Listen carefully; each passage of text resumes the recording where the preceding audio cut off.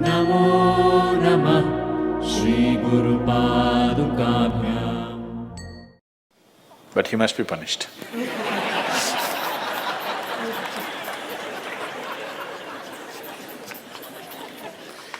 Either by you or somebody, he must be punished.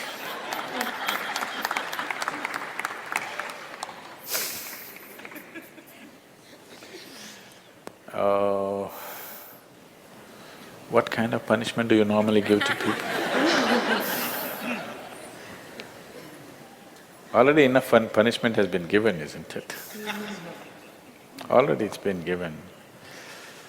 The ugliness, the nastiness, the silent treatment, everything has happened. So what more punishment you want to give?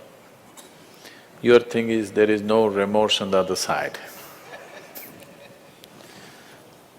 There's no remorse on the other side because people are doing what they want to do, not what you want them to do, always. And that may not be in your interest, but they're doing what they want to do. Is it right, wrong? I'm not going into the morality of it. I want you to understand the mechanics of the situation. Somebody is doing what they want to do. Now you think they must be punished. Probably they have not broken any law, otherwise they would be anyway punished. They're breaking an understanding between two people. Probably you misunderstood the understanding. You believed that these understandings are absolute. They are not.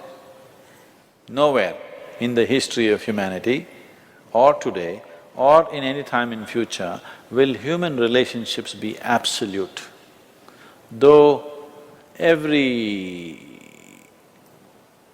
person who gets little romantic believes that this is going to be an absolute relationship, there is no such thing about it. A relationship is a variable, always. You have to conduct it on a daily basis. One day if you don't conduct it properly, it may go somewhere. Yes or no? No, please look at it as it is. You have to conduct it right. So, no, I'm doing my best. Obviously somebody feels your best is not good enough for them. No, I want you to come to terms with this. This is not about… I'm not saying what they're doing is right or wrong, that's not for me to say. All I'm saying is, this is how human beings are functioning for ages and still are. I'm saying, first of all, you need to understand, relationships will never ever be absolute. There will be variables that it's juggling that you have to do. If you're juggling with fireballs, sometimes it'll spill out. Takes lot of skill and attention. Yes or no? You married, many of you. Doesn't it take a lot of skill and attention? Yes. If you don't pay any attention, you don't know what the hell is happening. It takes a lot of attention, isn't it? Someone just called me from some country in Europe and, "Sadhguru, I'm just doing housework, come and save me." Take me away to your ashram, I'm just doing housework. She's washing dishes and stuff.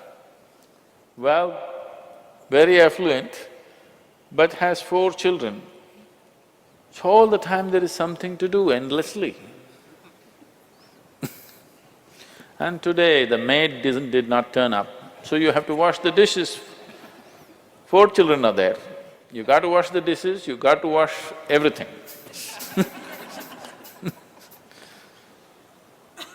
So I'm saying, you need to understand this. A relationship is a variable reality. It is not an absolute reality. If you want to have an absolute relationship, you must hold relationships with the dead. That's the reason why a lot of people choose God, because it's an absolute. You can handle it whichever way you want. If you didn't think of him for 10 days and on the 11th day if you think of him, he's still there. You do that to your husband or wife or somebody, then something else will happen. You went away, got busy, forgot about God for 3 years. Again you can think, still there. So if you want to have an absolute relationship, you should not choose human beings. Human relationships are variables, needs lot of attention. So that's why some people decide in their life they don't have the time and the energy to manage such things, so they take another path where there is no such obligation. They close their eyes, they're by themselves, they don't care who is around them, what's around them. So you can't do that. I think it's best, in trying to punish somebody, you will only end up punishing yourself. They're doing what they want to do. It's best that you see what is it that you really want with your life. You don't have to react to them and do something stupid like them. You just have to sit down and look at this. When your illusions are broken, you're disillusioned right now, it's a very good thing. If your illusions are broken, that means life is bringing you closer to reality, isn't it? So this is an opportunity for you to sit down and see, what is the nature of my life? Why is it? See, this piece of life is a complete piece of life, isn't it so? Is it half a life? Are you a half a life or a full life? Full life. Why is it that it feels so incomplete that it needs another person to fill this life? Why is it? It's time to look at it, isn't it? If this is a full life, this is complete by itself. But right now, you made it in such a way that this cannot exist with that one and that one, without that one and that one and that one. So somewhere it's an incomplete life, or at least it has not realized the fullness of its nature, isn't it? This is a complete piece of life, packed with creator and creation together. Very great combination. If you…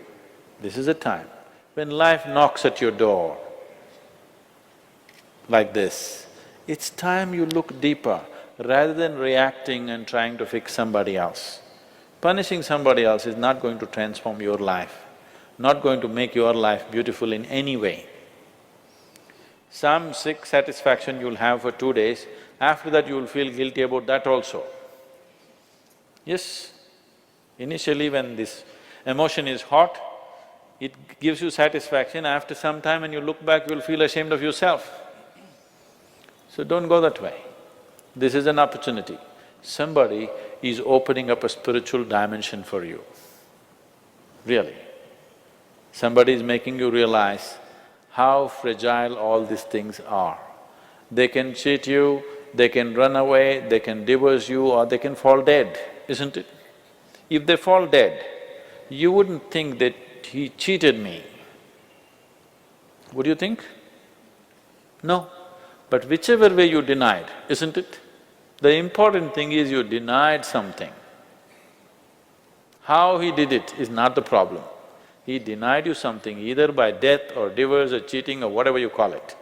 But essentially you got denied. You can be denied only because you are in a certain illusory state of believing that this is half a life and it needs another half from somewhere.